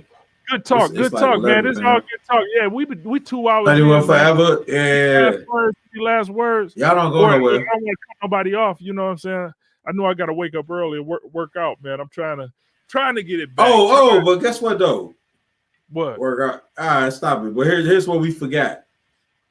Here's what we forgot. Yo. Middle finger, read between the lines to the Emmys. Black out the Emmys. I didn't like none of it. Me and E, we were talking about this. This is a deep subject. We might go another 2 hours. Emmys didn't give anybody to me of color who had credential. There were a lot of shows. We talked about this. Like you talking about the powers and no disrespect to power, but I'm talking about real shows, real actors, and they got no accreditation. So blackout to I never watched the Emmys, so it's nothing to me. But you know what I mean. Me neither, man. I don't even To watch me, the Emmys is the women's. Juan, we can't hear you, Juan. He back on. He turned it back I don't know on. if you're on the phone, but yo. Yeah, your shit ain't I working. can't hear you. It ain't working. Talk. Nope. He just got to sign out probably because there you go. He in there now. He in there. It ain't working. What's up? So what I would yeah, we can't hear you, but it's crazy, man. So many incredible shows with black actors, with black programming, with I've been felt this. I don't watch the Emmys. We need our own shows. Incredibly enough, even Detroit. Shout out to Detroit. I was looking at we got to get my man on the show too, but yo, they were talking about the Detroit versus. Like, why don't we have Detroit versus? And they were talking about some dudes who we know now, but I like to see like Rock Bottom and I don't know. Like, we need Detroit versus because locally we got a lot of hot cats. But yo, Juan, I think you back in. We were talking about the Emmys. Oh yeah, I was saying. Shout out to what's it called? Love Country. Even though they showed Country. Even though they didn't get renewed for a second season, I think I haven't watched it. Why? Huh? You liked it? You liked it, Juan? You liked it? Were you into it? That was dope. I'm gonna watch it then, but you don't think it was spiritually over? Was it a spiritual overdraft? I was certain things I wasn't feeling, but I'm gonna go back and watch it tonight if you say it's right. That was the last show Michael K. Williams was in too. No, so I know my take is always different, a little different on that. So the TV show shit, with goblins and spacemen and shit like that, that's not all that fake stuff. Yeah, I ain't got no problem. Yeah, that's not spirituality. Yeah, that's all that shit was. I mean, it wasn't no demons though. If you said yeah. Nah, I think, and don't get me wrong, I believe that, demons are real. I believe Satan is real, but I don't believe, I think the way that most people think about demons and the devil is something that man conjured up and made up as far as, creatures looking crazy and all that kind of stuff. I think when we talk about demons, we see that shit real. You want to see evil shit and you want to stay away from that shit, turn on CNN or turn on Fox News. That's the evil shit. That's the real demon shit. That's the real devil shit. The devil wasn't no snake or no dragon. Yeah. That's the real mark of the beast. I mean, he disguised himself. No, he wasn't, but he's not a creature. That's something that we drew. You know what I'm saying? And when you he disguises himself. He disguises himself. Meaning the mark of the beast is nothing but right. He knows more than we know. They always get deep like this at the end of the podcast, But yeah, whatever the truth. This is the deep shit. But real quick, I was just saying the Love Country was a dope. Go ahead. With dope writers, you know what I'm saying. So, It didn't win. It didn't win. It No did. Emmy? It won an It Emmy. did? Okay, it should have. That should have won. It won an Okay, Emmy. good. That one. Okay. It was some other dope black shows that won Emmy. What about Watchmen? Watchmen won an Emmy. I didn't Really? watch Then it. why I are they just saw calling it. for the blackout? Why are they calling for the whiteout, bro? Calling for the whiteout. Was it because of the and no disrespect, but I'm just asking, was it because of the gay shows? I thought Lovecraft and all them didn't win none. So obviously my facts, because I didn't do no real research, but Yeah, Lovecraft, my facts were Lovecraft bogus. won So one. Yeah, if you go on so who didn't HBO win? Max, The fact why are they calling for the shows that whiteouts? won. Yeah. I don't know. Maybe because I don't know why they call for whiteouts. I don't know, who knows, but you know. Well, guess what? If Watchmen and Lovecraft won, I'm happy. Because to me, then I haven't watched Lovecraft. I'm gonna go watch it now. Yeah, it's definitely a dope world. I mean, you know, they do have just like any other show, you know what I'm saying, some homosexual undertones, you know what I'm saying, in parts. Man, why? Michael K. Williams' character, you know, I think he might have been. He always been gay though. He always been gay in all his characters. No disrespect. He like a lot of gay. His gangster, as much I love him, his whistle, the all 9 and what you call it, The Wire. But end of the day, and low key, a lot of people said, well, was this? Yeah, it is steeped in reality because there's a lot of people in reality who like that. But every character he's ever played has been. But even like me and E talked about this last week, his TV show. I can't diss him because even on his TV show, if they was talking about cocaine, he was sniffing it. If they, it was called Black Market. If they had Black Market cocaine and the subject was this is the purest cocaine, yeah, he was going in. If they had a good weed, he was smoking it, a good hair, whatever it was, he was going in. So I don't remember seeing no disrespect. Yes, he's done drugs in that show. You ain't see the I forgot where it was. They was in somewhere and they had the pure cocaine. He did, yeah. He was doing it with him half the time. I ain't gonna even be funny. Go back and watch. We can't hear you now, Eve. Or maybe you watching. I could be wrong. Let's sign out. What? Any last words? Subscribe, like. Make sure you do that. Comment, all that good stuff. Any last words?